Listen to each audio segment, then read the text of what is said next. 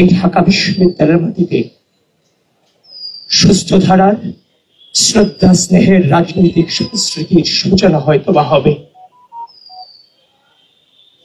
আমি আপনাদের সকলকে বলছি, এই পথকে বেছে নিতে গিয়ে আমার নিজের পরিবারের সাথেও আমার 1 বছরের কোনো সম্পর্ক ছিল না।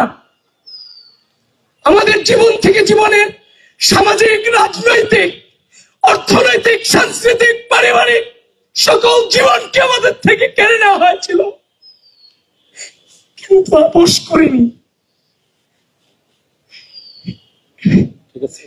একটাই মনোবল ছিল, একদিন আমরা জিতবো।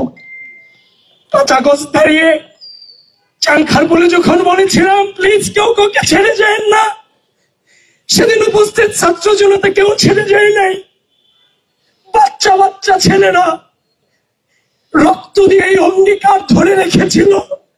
আজকে তাদের এই রক্তের বিনিময়ে অপরাজয় বাংলার পাদদেশে দাঁড়িয়ে একটি গণতান্ত্রিক বাংলাদেশ বিনির্মাণের সূচনা শুরু হয়েছে।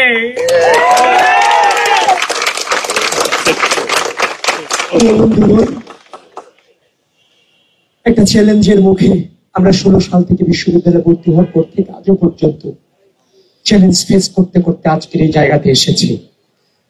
এটাও আমার জন্য অনেক বড় চ্যালেঞ্জ।